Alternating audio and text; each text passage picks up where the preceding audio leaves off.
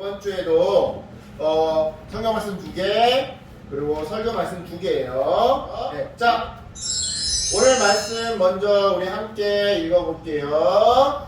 시작. 주께서 이르시되 가라, 이 사람은 내 이름을 이방인과 임금들과 이스라엘 자손들에게 전하기 위하여 택한 나의 그릇이라. 사도행전 9장 15절 말씀. 아멘. 네, 사도행전 9장 15절 말씀 가지고 오늘 첫 번째 말씀 우리 먼저 들을 건데요. 첫 번째 설교 제목은 하나님의 약속을 위해 세워진 사울이라는 제목이에요. 자, 그럼 우리 함께 영상을 먼저 짧은 영상 한번 보도록 할게요. 방금 봤던 영상에서 예수님은요 사울을 생명의 길로 인도해 주셨어요. 다시 말해서 예수님을 믿지 않고 사람들을 괴롭히던 삶에서 보니까 지금 사울이 이렇게 옆에 앉아있고, 여기가 이제 스데반이에요. 서있고 스데반이에요. 사람들이 스데반을 돌로 쳐 죽일 때 옆에서 그것을 명령하고 지켜봤던 사람이 바로 사울이었거든요.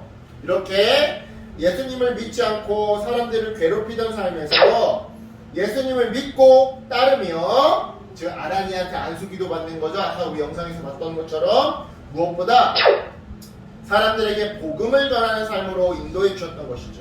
그런데요 여러분, 하나님은 사울한테 그러셨던 것처럼 우리도 그렇게 생명의 길로 인도해 주세요. 쉽게 말해 예수님은 우리가 잘못된 길로 들어서지 않도록 지금 이 순간에도 인도해 주고 계시더라는 것이죠. 이런 의미에서 여러분, 만약 우리가 예수님을 만나지 않고 내 생각, 내 판단, 내 결정으로만 살아간다면 어떻게 될까요? 우리는요 모두 예수님을 만나기 전에 사울의 모습처럼 그렇게 잘못된 길을 걸어가게 될 거예요. 따라서 우리 인생에서 가장 중요한 만남은 우리를 생명으로 이끄시는 예수님과의 만남인 것이죠. 그렇다면 여러분, 우리는 어떻게 예수님과 만날 수 있을까요? 물론 오늘 이야기 속 사울처럼 매우 특별한 경험을 통해서 예수님을 만날 수도 있어요. 목사님도 그런 경험이 있어요. 하지만 이런 거는 흔치 않아요. 굉장히 특별한 경우예요. 모든 사람에게 다 똑같이 나타나는 경우는 아니에요. 예를 들어 우리는 예배드리는 시간에 예수님을 만날 수도 있어요. 또한 말씀을 읽을 때에도, 성경을 읽을 때에도 예수님을 만날 수 있죠. 뿐만 아니에요. 학교에서나 또는 집에서 조용히 하나님의 이름을 부르며 나지막히 조용히 기도할 때, 그때에도 우리는 예수님을 만날 수 있는데요. 즉 우리는 삶의 어느 순간이든지 예수님을 만날 수 있더라는 것이죠. 옛날에 목사님은 여행을 갔다가 예수님을 만난 적도 있었고, 산 꼭대기에 올라갔다가 예수님을 만난 적도 있었어요. 삶의 어느 순간이든지 우리는 예수님을 만날 수 있더라는 것이죠. 따라서 우리는요 예배를 통해, 말씀을 통해, 또는 기도를 통해 이처럼 매 순간 예수님을 만나야 하는 거예요. 이것이 바로 예수님과 함께 생명의 길로 걸어가는 삶, 다른 말로 예수님과 동행하는 삶인 것이죠.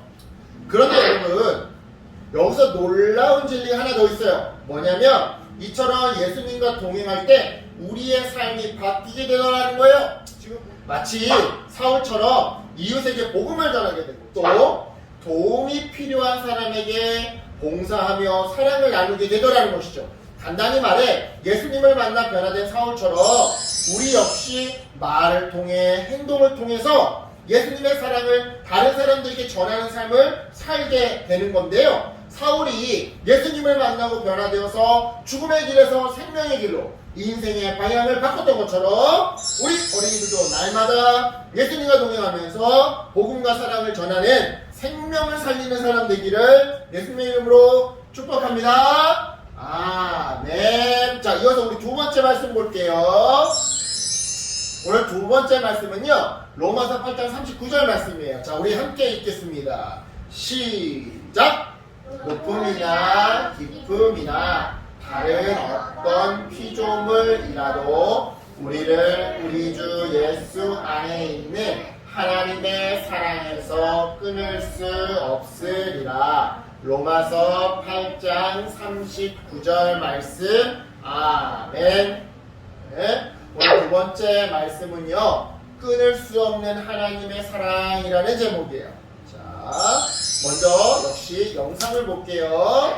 자, 여러분 혹시 암벽 등반 아세요? 네. 암벽 등반, 그죠?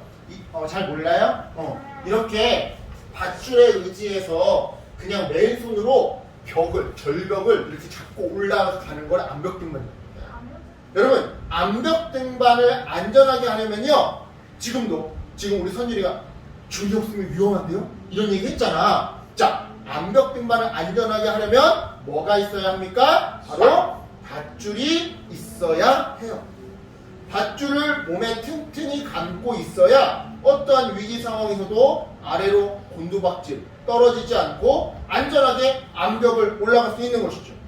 그런데요, 여러분 아쉽게도 아무리 튼튼한 줄이라고 해도 시간이 오래 지나면 또는 오래 사용하면 또는 어디에 오랫동안 이렇게 부딪히고 비벼지면 모든 밧줄은, 이 세상의 모든 밧줄은 다 낡아서 그만 저렇게 끊어져 버리고 말아요. 하지만 이 세상에는요, 절대로 끊어지지 않는 유일한 단 한 개의 줄이 있는데요. 그게 뭐냐? 바로 하나님과 우리 사이를 연결하는 사랑의 줄이에요. 사랑의 줄. 더 정확하게 말해서 예수님의 십자가 사랑이 하나님과 우리 사이를 연결하고 있는, 그리고 절대로 끊어지지 않는 세상 유일한 사랑의 줄이라는 것이죠. 자, 이게 무슨 말이냐? 우리는요, 우리가 저지른 죄 때문에 하나님과 가까워질 수 없어요. 네, 가까워질 수 없었어요. 네.